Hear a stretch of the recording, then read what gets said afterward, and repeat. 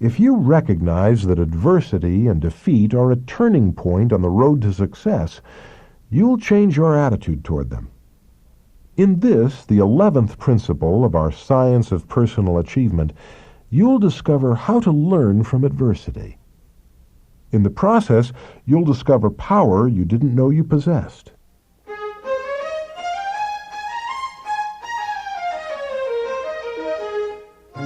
No circumstance can truly be called a failure unless and until it has been accepted by an individual as such.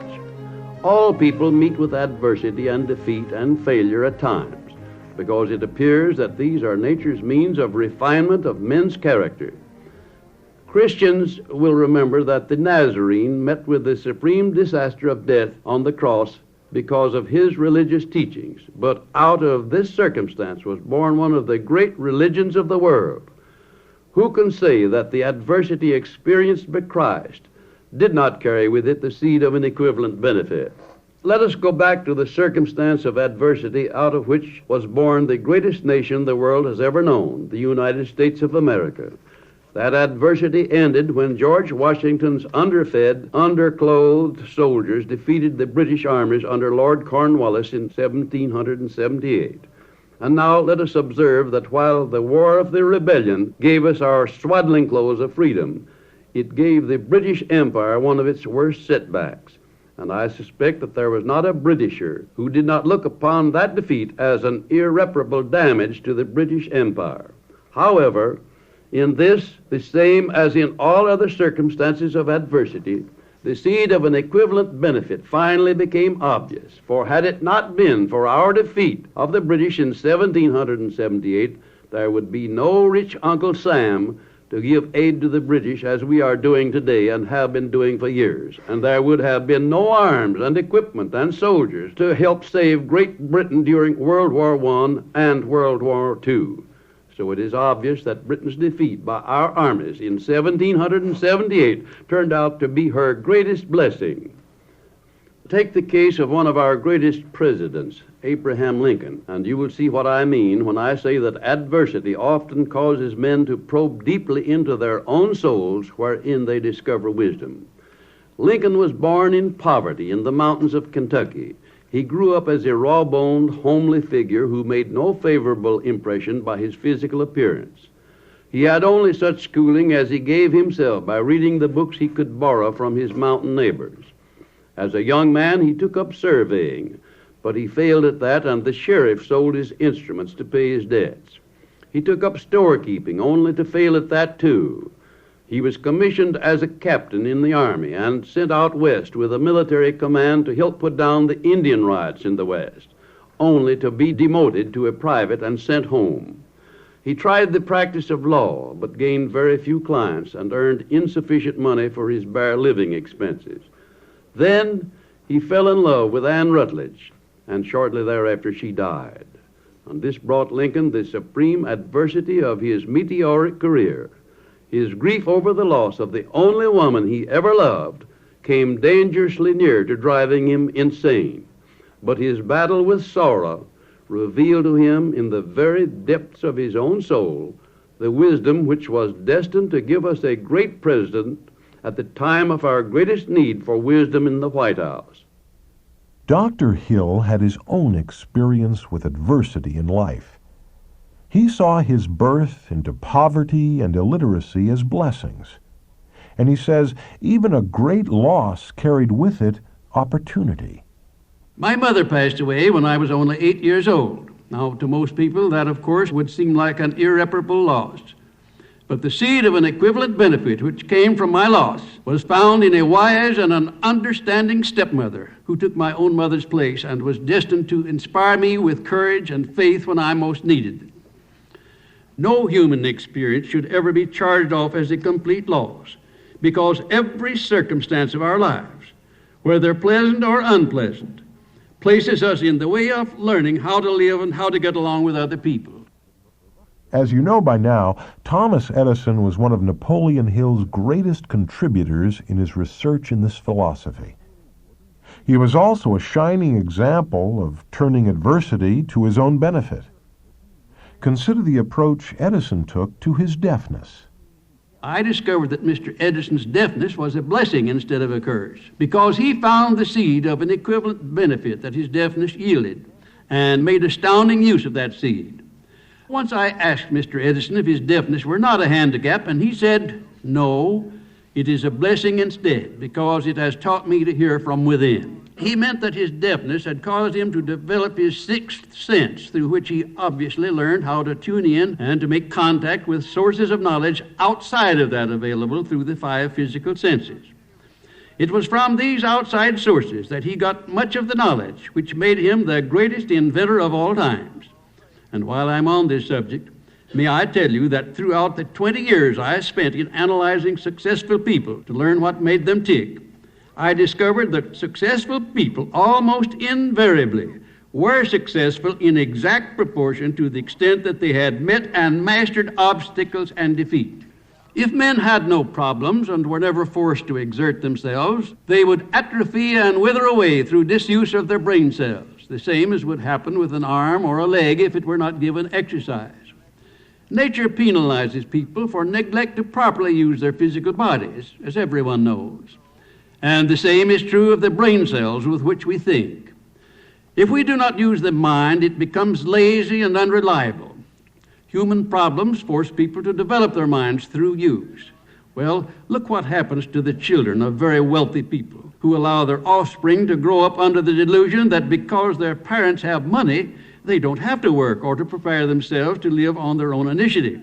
Very rarely does such a person become fully independent or self-determining. There are three common causes of failure, and each one of them can be turned into stepping stones to success by following the 17 universal principles. Here we'll examine these stumbling blocks and how you can overcome them. Cause of failure number one is the inability to get along with other people. Now, regardless of how well educated you may be, or how responsible your job may be, or how much money you may have, if you can't induce people to like you, if you can't get along with all sorts of people under all sorts of circumstances, you can never become a great success in any undertaking. The first step you must take in causing people to like you is to begin by liking them and expressing it in the tone of your voice, in a pleasant smile when you are speaking to others, and in a sincere desire to be helpful to others, whether they deserve it or not. Cause of failure number two, it's the habit of quitting when the going is hard. No matter who you are or how skilled you may be in your occupation, there will be times when the going is hard, and unpleasant circumstances will overtake you. Now, if you yield easily to these obstacles, you may as well write yourself off as far as becoming a great success is concerned. But assuming that you will follow the success rules presented on this program, when you meet with opposition of any nature, instead of quitting, you will turn on more willpower, kindle the fires of a stronger faith in your own ability, and make up your mind that come what may, you will not sell yourself short, and you will soon succeed. Cause of failure number three, procrastination, inability to make prompt and definite decisions, the habit of waiting for something beneficial to happen instead of getting busy and making something happen. All successful people in the higher brackets make it their habit to create circumstances and opportunities favorable to themselves instead of accepting whatever life offers them. I can give you a wonderful illustration of the costliness of indecision and procrastination. Some years ago, one of the large automobile manufacturing companies decided to begin an extensive expansion program. The president called in 100 young men from the various departments of the plant and said to them, "Gentlemen, we are going to enlarge our plant and greatly increase our output of automobiles, which means that we will need executives and department managers far beyond our present staff. Now, we are offering each of you young men the privilege of working 4 hours per day in the office, where you will learn to become executives, and 4 hours at your regular jobs in the plant. There will be some homework you must do at night, and there may be times when you will have to forego your social duties and work overtime. Now, your pay will be the same that you are now getting in the plant.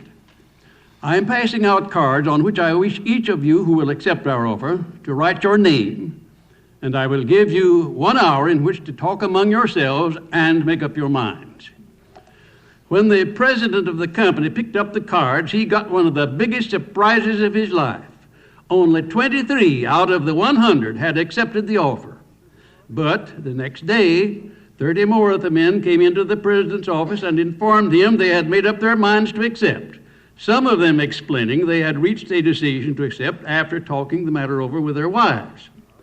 The president said, "Gentlemen, you are given 1 hour in which to make up your minds after you had all of the facts concerning my offer that I could give you. I'm very, very sorry, but this opportunity is gone forever, because I have learned from experience that the man who cannot or will not make up his mind quickly and definitely when he has all of the necessary facts to enable him to do so will change his mind quickly at the first sign of obstacles, or he will allow other people to talk him into changing his mind." The men in this story lost an opportunity when they didn't take the time to act promptly. While busy schedules may be one cause of adversity in life, it still holds true that the 4 most costly words in the English language are, "I haven't the time." This reinforces the idea that time is money. But there are specific actions you can take to make more time for yourself, and it follows more money and more opportunities. We examine these in the 12th principle of our science of personal achievement, budgeting time and money. Brace yourself, my friends, because the time has come for some very plain talk about you and your future. We have come a very long way on the road to Happy Valley so far, and we have reached a gate through which we shall have to pass. It is headed budgeting time and money. After we pass through this gate, we shall know how to make the most of our time and how to acquire money and make it serve a noble purpose.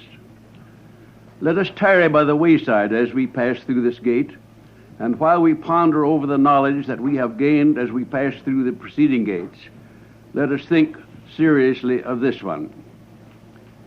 If we have been observing students, we now have more useful knowledge than most college graduates acquired during 4 to 6 years of college training. But it is not theoretical knowledge, because it was provided by men of practical experience who attained it through the trial and error methods from their own rich experiences. The observing student now has the full benefit of the lifetime experience of Henry Ford, the great industrial leader, and Thomas A. Edison, the greatest inventor of all time, and Andrew Carnegie, the most successful industrialist this nation has ever produced, as well as the benefit of the better portion of the knowledge gained by more than 500 other distinguished men who have helped to make the great American way of life and to produce the science of success. All that we have learned from the experience of these men is very important, but we now come to the place where we must forget about other men and other men's achievements and direct our attention to you and your future. This is your personal inventory time. The time is at hand when you must take inventory of yourself in a very searching manner. You must find out who you are, where you are going in life, and how you're going to get there. While we are looking for your best qualities, we shall not overlook your worst qualities, for they must be removed before you may enter the great estate of Happy Valley. If you are not where you wish to be or what you wish to be, there is a definite reason. Let us find out what this reason is, and find out now. And if you do a good job of taking personal inventory, the chances are about 1,000 to 1 you will discover that you have been a time waster. You are face to face with some facts which for the moment may not be very pleasant. However, let us not pull any punches, but rather face these facts courageously. Of course, you have a good alibi with which to explain your time-wasting habits. Everyone has. But alibis will not bring you what you desire of life, nor will they admit you to Happy Valley. Are you a success or a failure? That's an important question which you and you alone should answer. If you are a failure, no amount of explanation will change the results, for the one thing the world will never forgive is failure. The world wants successes. It worships successes, but it has no time for failures. The only way a man may explain away his failure is by trimming his sails through self-discipline, so the circumstances of his life will lead him right on to success. Success requires no alibis nor explanations. Failure knocks alibis and explanations into a cocked hat. The world has decreed it to be thus. It is a great day in a man's life when he sits down quietly and has a heart-to-heart talk with himself, for he is sure to make discoveries about himself which will be helpful, although his discoveries may give him a great shock. Nothing is ever accomplished by wishing, hoping, or daydreaming. Earnest self-analysis helps one to rise above these. No one can get something for nothing, though many have tried to do so. Everything worth having has a definite price, and that price must be paid. The circumstances of one's life make this essential. The rules of personal achievement are as definite as are the rules of mathematics. If there ever was a true science, it is the science of success described in the 17 principles of this philosophy. You are a student of this philosophy. Therefore, you have been deprived of alibis for failure, including the grandfather of them all, I never had an opportunity. You have an opportunity, and it consists in the privilege of availing yourself of the combined knowledge of more than 500 men of great achievements who have made this philosophy available to you. What are you going to do with this opportunity? That's a question which you need to answer, and you should answer it definitely and frankly. Success does not require a great amount of knowledge about anything, but it does call for the persistent use of whatever knowledge you may have. How are you going to use your time from here on out? How much of it are you wasting, and how are you wasting it? What are you going to do to stop this waste? Now, these are questions which should claim your earnest attention, but honest answers will be necessary before you may enter the estate of Happy Valley. Successful men must know themselves, not as they think they are, but as their habits have made them. Therefore, you are requested to take inventory of yourself so that you may discover where and how you are using your time. Broadly speaking, there are two classes of people, the drifters and the non-drifters. A non-drifter is a person who has a definite major purpose and a definite plan for its attainment, and he is busily engaged in carrying out that plan. The non-drifter thinks his own thoughts and assumes full responsibility for them, whether they are right or wrong. The drifter does no real thinking, but he accepts the thoughts, ideas, and opinions of others and acts upon them as if they were his own. The world is managed by the non-drifters. The drifter is at the mercy of the non-drifter in all walks of life and under all circumstances. The non-drifter is the leader in his chosen occupation, and the drifter is a follower always. Drifting is a habit which is taken over by the law of cosmic habit force and made permanent. The drifter follows the line of least resistance on all occasions and repeats his mistakes over and over and over again, while the non-drifter takes pride in blazing new trails, assuming new hazards, and learning from his mistakes and failures. The non-drifter expresses action through definiteness of purpose, and he follows the habit of going the extra mile in carrying out his purpose. He moves on his own personal initiative without pressure from others. He controls all of his habits of thought and of action through the very strictest of self-discipline. He maintains a positive mental attitude and thinks in terms of that which he desires most, not of that which he does not desire.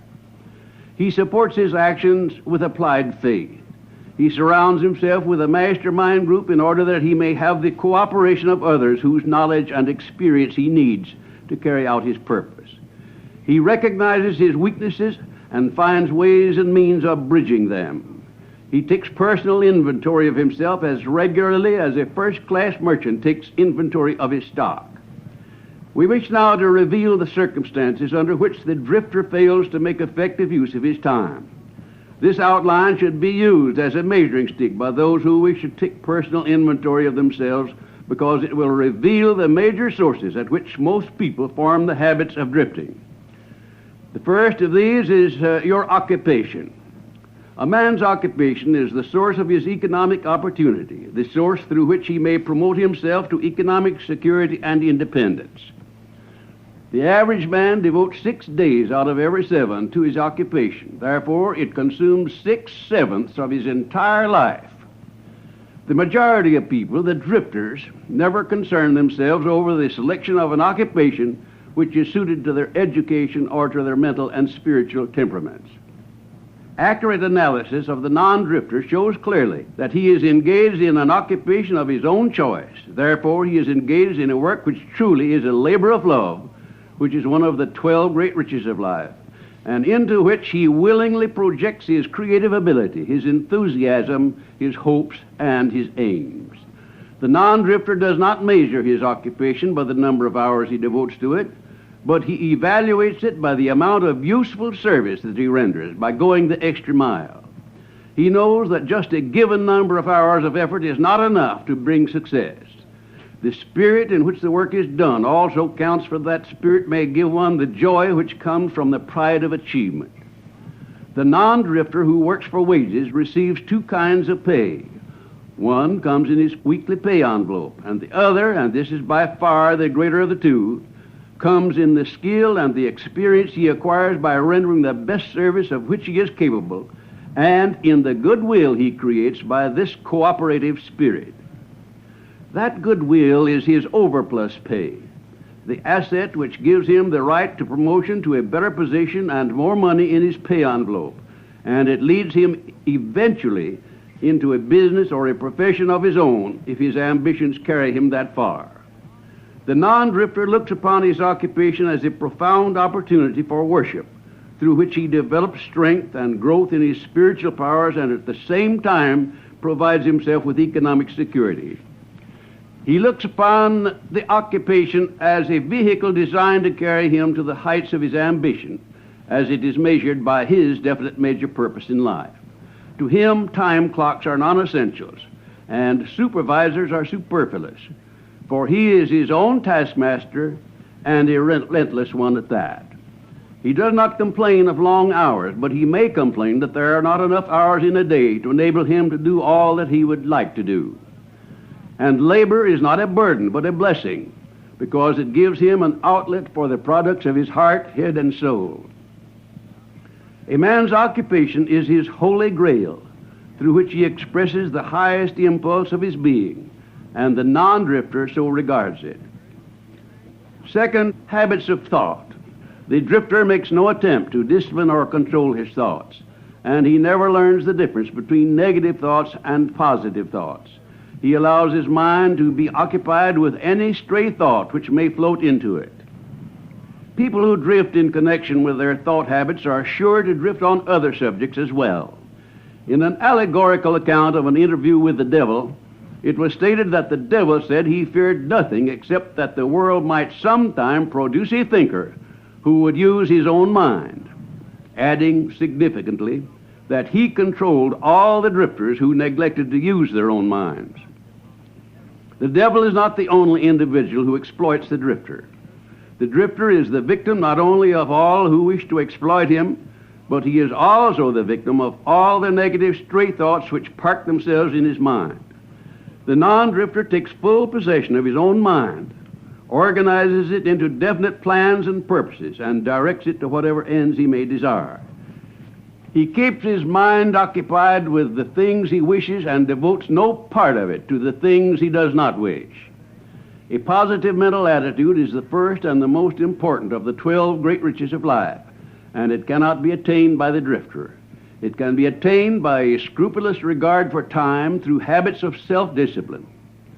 No amount of time devoted to one's occupation can compensate for the benefits of a positive mental attitude, because this is the power which makes the use of time effective and productive. A positive mental attitude does not grow voluntarily like the weeds in the fields. It requires cultivation through carefully disciplined habits of thought. And the greatest of all training grounds for the cultivation of a positive mental attitude is provided by one's chosen occupation, where he spends on the average of 6/7 of his life. Here he may combine his efforts so as to make them financially productive in connection with his occupation, and at the same time serve the purpose of developing a positive mental attitude.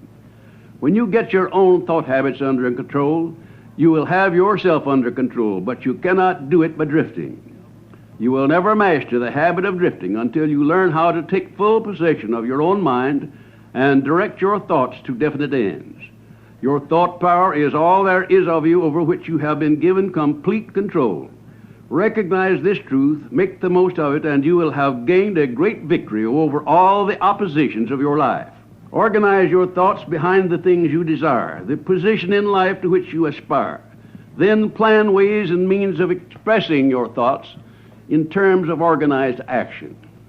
Follow through with applied faith and unremitting persistence, and then observe how quickly the circumstances of your life will greatly improve. This is the means by which you become the master of your fate, the captain of your soul. There are some definite specifics in the budgeting of time and money. We'll examine them here. First of all, let us analyze the 24 hours a day which each of us have at our disposal. We have 8 hours for sleep, and you can't do anything about that because nature demands that price for your health and your welfare. Then we have 8 hours for work as a rule. We need that for making a living and for accumulating money for old age protection and so forth. Then we have 8 hours for recreation and spare time activities. These hours are our own. We can do with them as we please. Now, the 16 hours allotted to work and sleep are on the must list and often may be partially or wholly out of the control of the individual. The 8 hours of spare time belong to the individual for whatever use that is desired. In these 8 hours will be found the cause of both success and failure, depending upon the use made of them. And here are some suggestions for budgeting of income and expenses, because it makes no difference how much a man earns if he doesn't set aside a definite percentage off of the top of the income, so to speak, for savings. He'll wind up without any money sooner or later. Number one, a monthly or a weekly amount of income should be considered and should be distributed as follows. 1, a definite percentage, generally not less than 10% of gross income, should be invested in life insurance. And this is particularly true of a man who has a young and growing family, who has children to be educated later on in life. And next, a definite percentage for food, clothing, and housing. This should be in proportion to a man's income or his capacity to earn. And then a definite amount to be set aside for investment, because the more successful people in the world have learned how to make their money work for them while they sleep and while they are awake as well. Now, whatever amount remains after these 3 musts have been allotted should go into a current checking or spending account for emergencies, recreation, education, and so forth. This lesson may not make dramatic reading, but it does hold the secret of your destiny for the remainder of your life. Therefore, ponder well the suggestions I am making, because if you don't control your life by a budgeting system, you may be sure that you'll wind up without anything to protect you in old age. Your mental attitude is another factor you need to control if you're to realize personal achievement. In our next lesson, we'll look at the steps you can take to develop and maintain a positive mental attitude, which is an absolute requirement for people who want to make life pay off on their terms.